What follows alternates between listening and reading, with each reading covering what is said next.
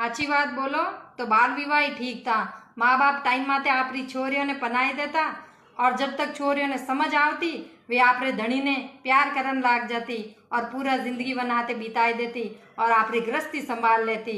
और अब ये बाल विवाह रुकाई दिया और छोरियों ने पूरी छूट दे दी और छोरियों इन्हीं छूट रो फायदो उठावे और पढ़ाई करनो बहाना कर ने इश्क लड़ावे और मन पड़े जनाती भाग जावे और भागने केवे कि मो कौन सा मारा माँ बाप री कीमती चीज चुरान लाइयो।